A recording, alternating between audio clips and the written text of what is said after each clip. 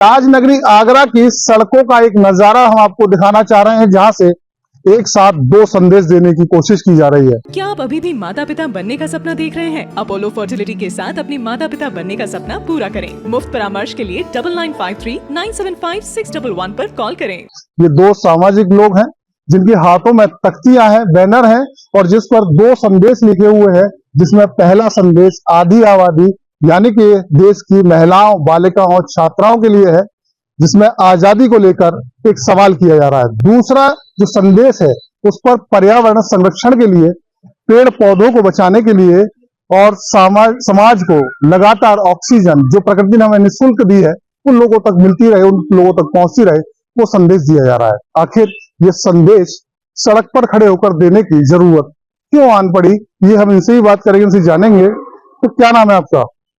मेरा नाम त्रिमोहन मिश्रा है और मैं आगरा में ट्रीमैन के नाम से चल रहा हूँ इस समय। ट्रीमैन यानी कि आपको तो पर्यावरण से जुड़ी हुई संस्था, मतलब एक तौर से व्यक्ति हो गए। बिल्कुल बिल्कुल बिल्कुल, आपका सवाल बिल्कुल ठीक है। और मुझे ये अभी तक तो मैं ट्री के ऊपर करता था, मैंने हेलमेट के ऊपर भी किया है, काफी लोग हेलमेट भी नहीं लगाते हैं। तो अब मुझे ये लोगों की जो मानसिकता होती जा रही है, ये आजकल हो रहे रेप, इस तरह की घटनाएं जो लोगों के सामने आ रही है। कोलकाता में जो हुआ, अभी आगरा में भी एक लड़की का लोग पीछा करते हुए पकड़े गए थे, तो स्कूटी के साथ पीछा कर रहे थे, आपने देखा होगा। तो उसी के ऊपर ही मैं ये तख्ती बदल के ये संदेश देना चाहता हूँ कि लोगों की मानसिकता कैसे चेंज होती जा रही है। लोगों की मानसिकता को हमें बदलना होगा, क्योंकि हो रहे आजकल के ये इस तरह का प्रदूषित वातावरण और ये मानसिकता चेंज वाला वातावरण, आदमी की मानसिकता इतनी खराब हो चुकी है कि इसके लिए कुछ कह नहीं सकते। तो अभी सोशल मीडिया से ही मुझे सपोर्ट मिल रहा है, बाकी मीडिया से भी भाई बंधु जो सपोर्ट करते हैं वो मेरा तस्वीर हम जो पढ़ पा रहे हैं, देख पा रहे हैं, तो जो देश की आधी आबादी है उसको लेकर आप सवाल कर रहे हैं, आजादी को लेकर, देश की आजादी को लेकर सवाल कर रहे हैं। किस तरह की आजादी की आप बात कर रहे हैं, खासतौर से आधी आबादी यानी कि महिलाओं और बालिकाओं की? आजादी के ऊपर सवाल ये है कि आजकल की महिलाएं घर से बाहर निकलने के लिए आजाद नहीं है, क्योंकि घर से भी लोग कहते हैं बाहर मत निकलो बेटा, लोग गंदी नजरों से देखते हैं। मैं तो ये कहता हूँ, लोग गंदी नजरों से क्यों देखते हैं?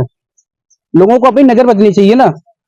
अब लड़कियां ही क्यों घर से बाहर ना निकले? क्यों लड़की इंसान नहीं होती?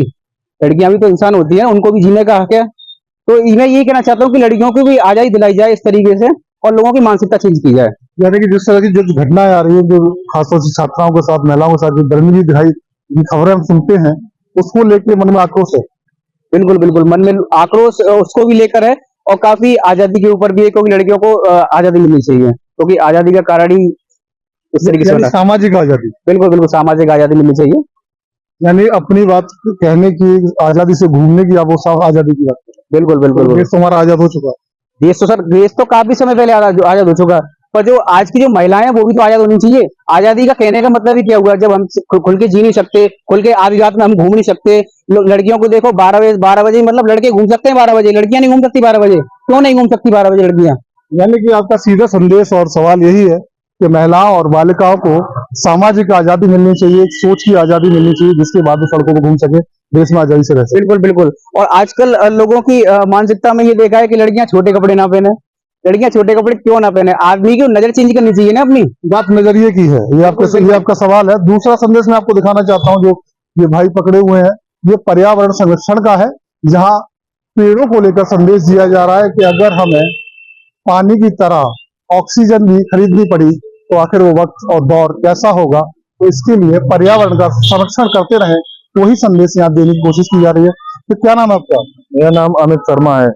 अमित जी, ये तख्ती लेकर आप सड़क पर खड़े हैं, क्या संदेश देना चाह रहे हैं? ये प्रकृति में जो प्रभाव पड़ रहा है, जैसे पेड़ पौधे काटे जा रहे हैं, क्यों काटे जा रहे हैं, इसको लेकर के मैं ये चाहता हूँ हर व्यक्ति जो पेड़ काटता है उसको लिए ऐसा कानून बनाया जाए जो कि वो पेड़ काटे तो उसके बदले में वो कहीं ना कहीं पेड़ लगाए जरूर।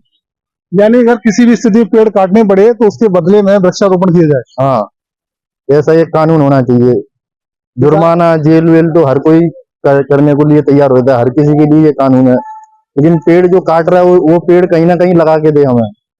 यानी ये कानून बनना चाहिए। आने वाले समय में ऑक्सीजन की कमी हद से ज्यादा हो जाएगी। यानी जैसा आपने संदेश लिखा है कि पानी हमें आज खरीद के पीना पड़ रहा है, कहीं ऑक्सीजन भी ना खरीदनी पड़े। जैसे पानी की बोतल में हम 50 रुपए 20 रुपए खर्च कर देते हैं, एक पौधा नहीं लगा सकते, 50 रुपए का पौधा लगेगा। आने वाले समय में ऑक्सीजन भी हमें हॉस्पिटल में पैसों से ही मिलेगी।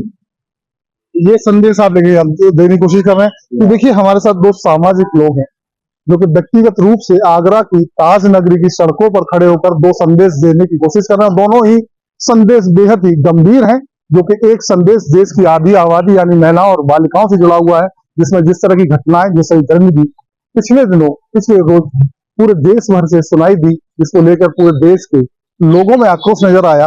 उसको लेकर संदेश, दूसरा संदेश प्रकृति के संरक्षण को लेकर है कि अगर हमें पानी की तरह ऑक्सीजन ना खरीदना पड़े तो वृक्षों के कटान को रोकें और एक सख्त कानून बनाएं, जिससे कि अगर पेड़ काटना पड़ता है तो उसके बदले वृक्षारोपण भी जरूरी होना चाहिए।